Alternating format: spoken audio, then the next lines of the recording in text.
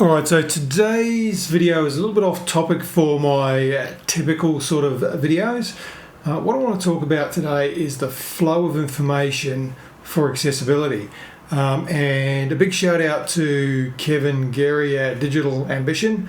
I joined his inner circle and I was looking at some of the stuff in there where he talked a bit about the flow of a post box for custom posts or custom grids, etc.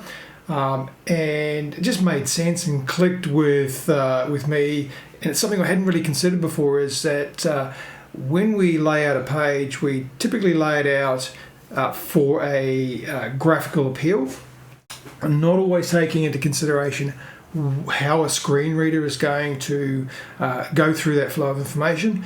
And when you sort of think about the basics of it, it is actually really simple and it makes sense, so we should just do it. And I'm going to show you an example of what I mean by flow. I'm using bricks, but this could be any page build or any way that you desire to build your page. It's not about the technology, it's about how you use the technology to set up the correct flow. I'm not going to go to everything to do with accessibility here, just this flow.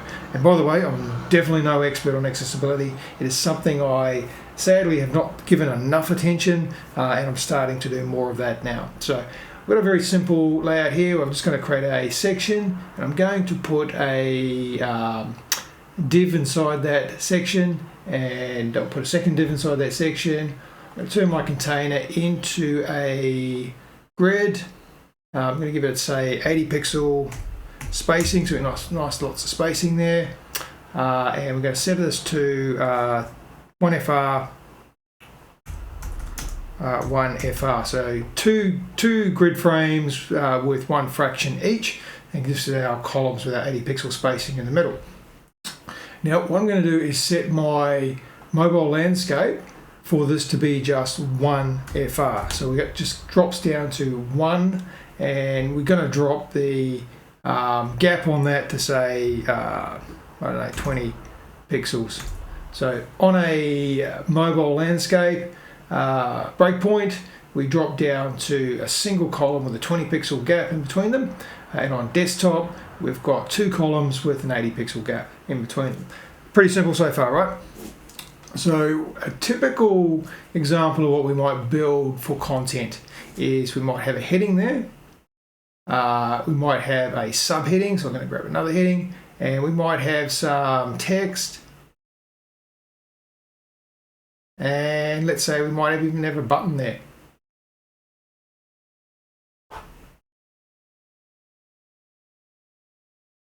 Right, so there's a typical sort of a layout.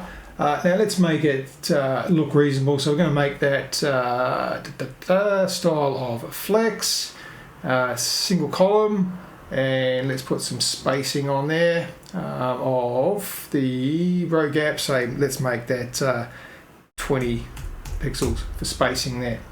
Okay, now button's gone to full width here. We're going to line our cross axis in the center, which is fine.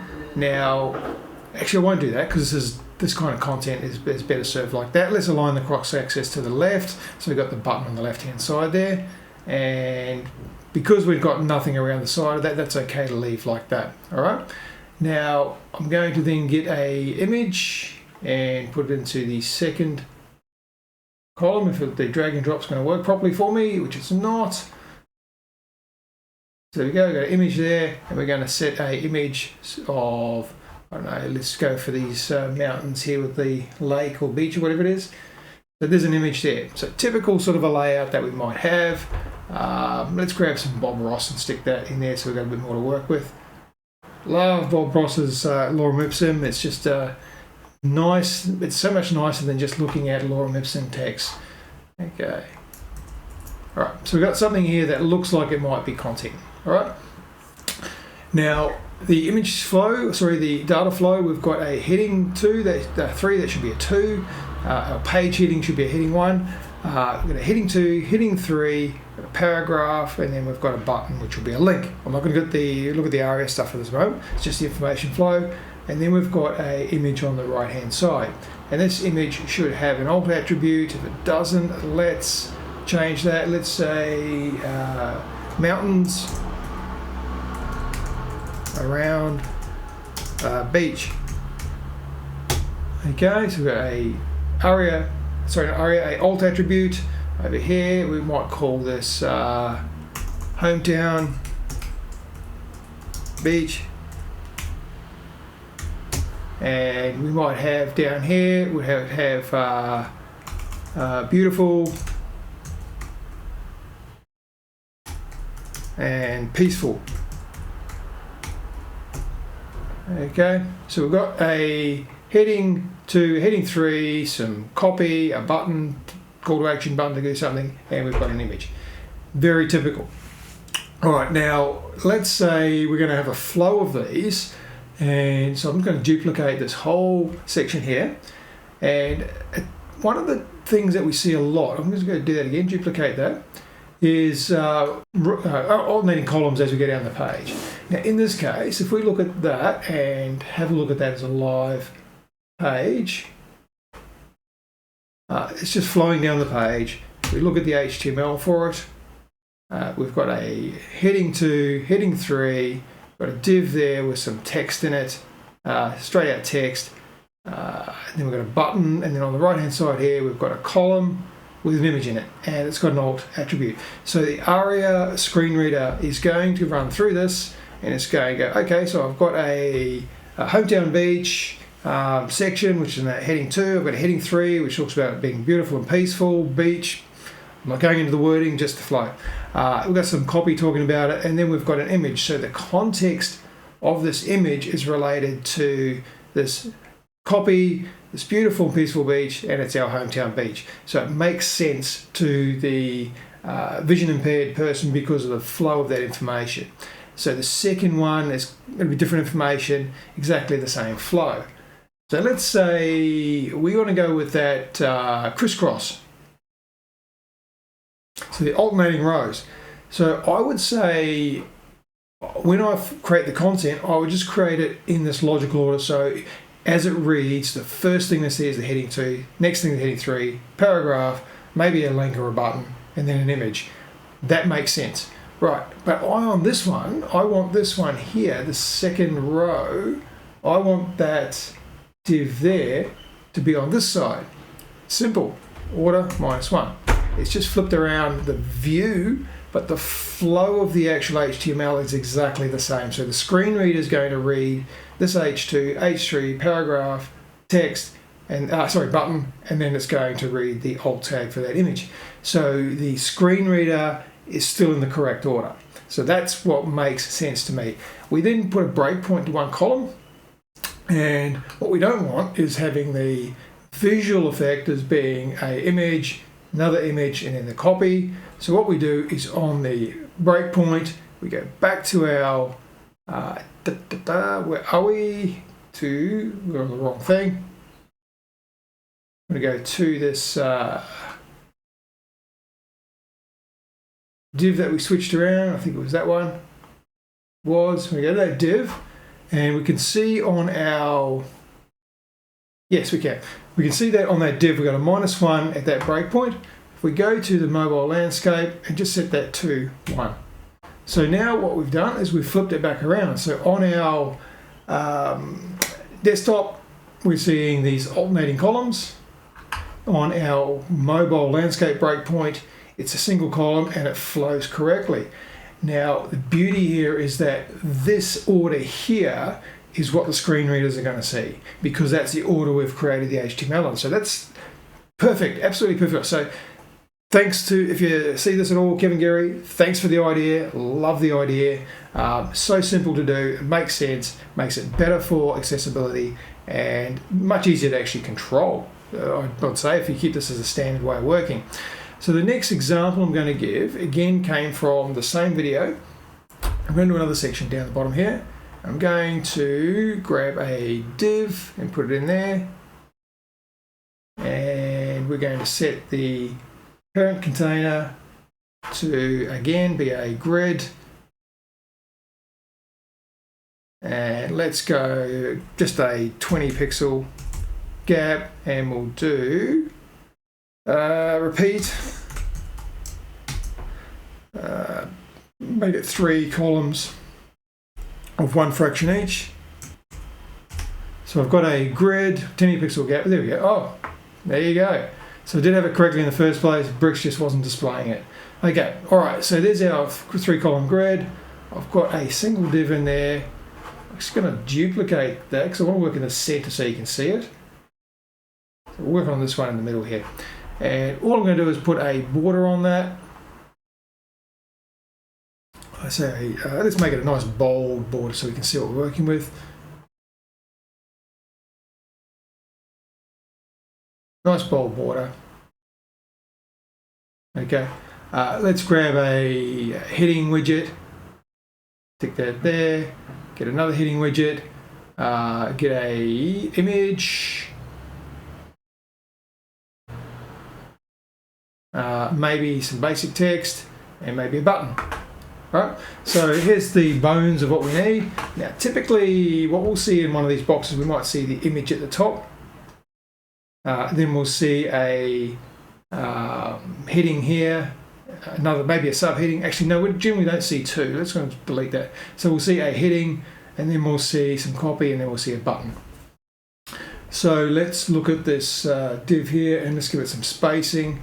So on the content, we want this to be a flex column, and we want to stick some spacing in there of the row gap of, say, I don't know, 16 px. Right, so we got, say, a single column with a column gap, sorry, a row gap of 16 pixels.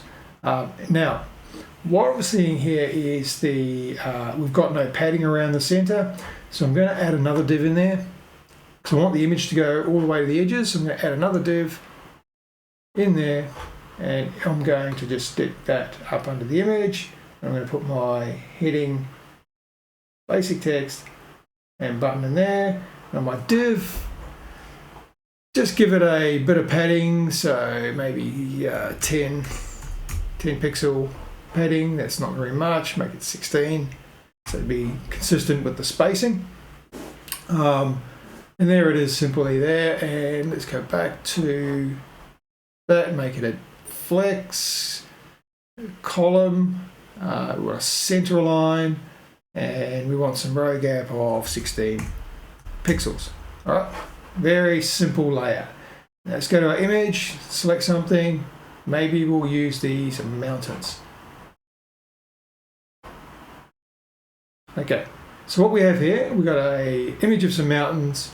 On those here, I'm going to give it some alt text, so I'm going to go photo of snowy mountain. Photo of snowy mountain, okay? In here, I'm going to change that to nice ski resort. Okay, and we can have some copy in there. And we're going to put in our button, we're going to put the, make that a external link. Just put a hash on there for now, just so we've got a link. We're going to make that book room now. Okay? Very straightforward so far. So book a room now, nice ski resort, and a photo. Now, we've got an alt tag saying photo of snowy mountain. We've got a heading here, which is a heading 3, which is what we want. Some copy that should talk about the snowy mountain. I might just center that as well, just to be a little bit OCD. Okay, so we've got a pretty typical sort of a layout there. Now, what's our problem with this? Let's have a look at this live.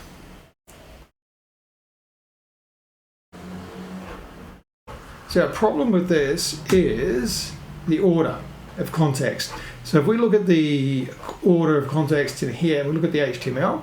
So the first thing we see when we come across this is an image, which says it's a photo of a snowy mountain. Okay, related to what?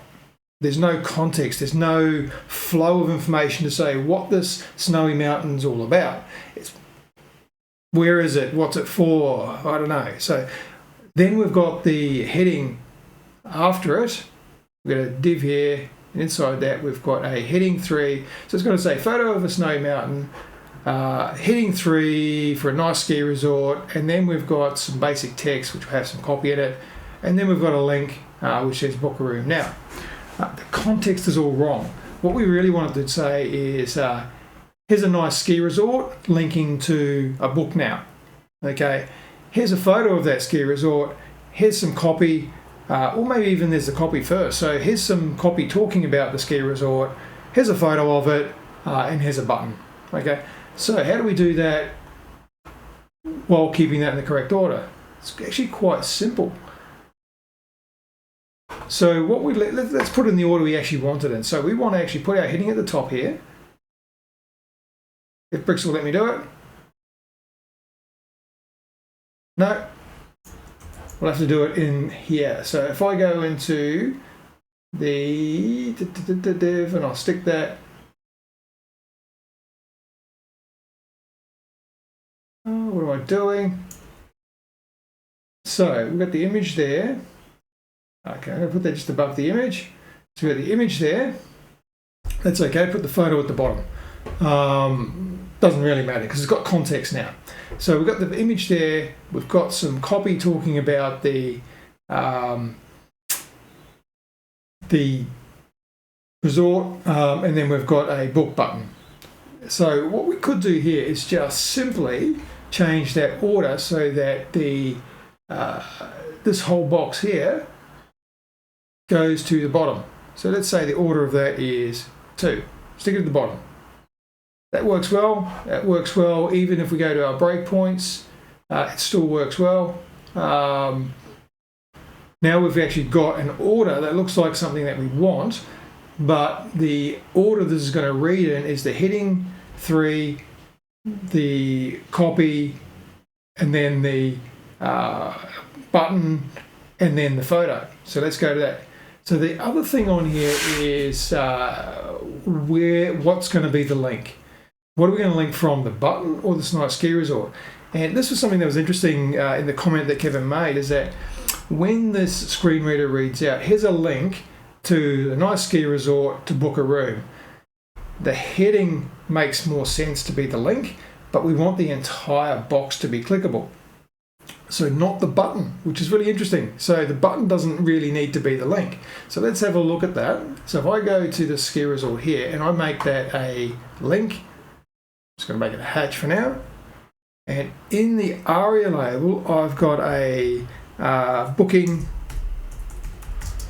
or maybe room booking for resort. Okay, room booking for resort. Now I'm going to save that, and let's just have a look at what that looks like in the HTML now. So in the HTML, let's have a look at it. We've now got the order of being, where is it? Okay. So the order here is we've got a heading 3, which is a link with a label saying room booking for a resort. It should be for a resort, obviously. So what this is going to do is say, okay, I've got to a heading 3. It's a link to book a room for the resort. All right, pretty straightforward. We then have some text which talks about the resort. We then have a button if we want, or it could be even just a link if we want to put instead of a button. And then we have the image saying, here's a photo of the Snowy Mountain Resort. Right. So the order this reads it into the vision impaired viewer is, one of a better word, the vision impaired visitor is correct. It makes sense because we're looking at a logical flow of information. So it just makes sense. Visually, it looks exactly like we want it to look like because the order is changed by using the order property in Flex. So that makes sense, but now we've got a button here which doesn't do anything. So we've got a nice ski resort. This box doesn't actually click anywhere. Okay, so the last thing we want to do is we want this entire box to be clickable, not just that heading. Another tip I got from Kevin with a technique he was using is to use the before pseudo element on this anchor tag to make the entire box clickable. So the way that works is, first of all, we need to set the parent container, so this outer box here. So we want this entire section to be clickable. So we go to the outer box. We've got to set the layouts. We've got to set the position to be relative, because we're going to use a absolutely positioned pseudo element in here. We need to tell it which box that is relative to. So we go to the top level box, which covers this entire content section, and we want it to go from the top left all the way to the bottom right. So by setting that to position relative, our absolute positioned elements inside of that will be relevant to that. So let's go to our actual heading and have a look at the heading. Now, one thing to note is in bricks that I'm using, when you add a link to a heading, it adds a anchor tag underneath it, which is what we want to target. So unfortunately, because of that, we can't use these pseudo elements up here, because when we apply a class, if I create one called clickable parent, if I apply this class here, that's actually applied to the heading element, not to the anchor tag under the element. So if I set the pseudo element on this, it's actually going to set a pseudo element on the heading, not on the anchor tag. So we need to use custom CSS for this. So let's go into CSS here, and first of all, we want to target the root, which is the heading 3 in this case, and then we want to target the anchor tag under the root and set the isolation to isolate. I'll come back to why I do that. This is something I always do. And then A, and then before pseudo element. And we want to set the content to just an empty box. Now I generally put a space in there. Sometimes you find with some browsers, if there's nothing in there, it just doesn't display at all. We're going to set the position to absolute. And we want to set the inset to 0. Inset is like doing top, right, bottom, and left all on 0, just in one single line. And we want to set the Z index to -1. We want to set the, just for so we can see it for the moment, the background. So we'll just set it to maybe FF0000 and then maybe 44. Give it a bit of transparency. So what we're doing is we want to put a box using the before pseudo element from that anchor tag underneath this link. We want to create a box which goes to the extent of the parent, and we want it to be behind that anchor tag. So let's have a look at that. Now, it doesn't display in the editor. I'm not sure why. I'm not going to bother troubleshooting that. So if we go to here, you should see it's fully clickable now. For some reason, I'm not seeing must have.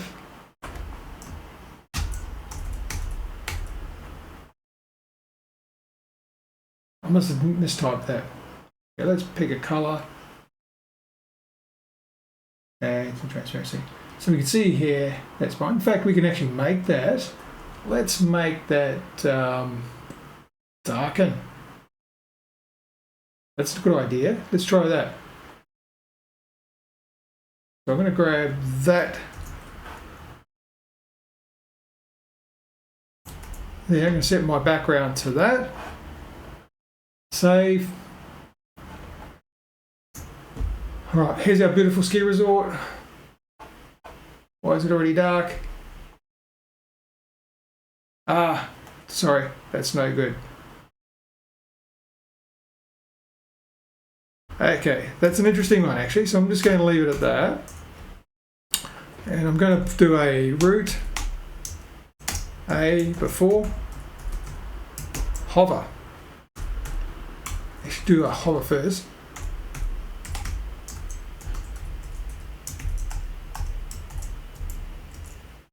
Maybe we'll do it on a hover, we'll set the background to that color. I'm not going to worry about transitions.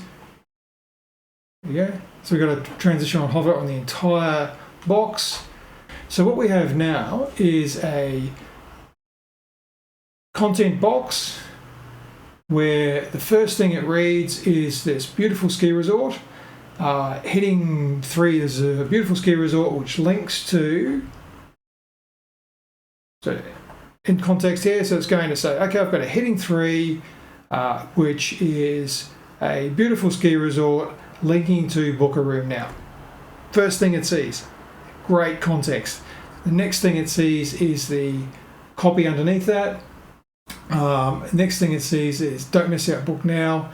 And then it sees an image there, no, and then we see the image which says that this is a photo of snow-capped mountains. So beautiful ski resort, click here to book now. This is what it's all about, don't miss out. And here's a photo of the ski resort. So it makes sense from a readable perspective. The entire box is clickable, but the link is actually the header. And I think it looks good. So it's something that I'm going to definitely use in my design, keeping in mind the actual flow of the HTML and then using some ordering to change the way that flow works visually. So hopefully that makes sense. It's good to think about these kind of things, and they're easy to do and they make a world of difference. So just do it. Okay, if you like this kind of thing, hit the subscribe, hit the like. Thank you.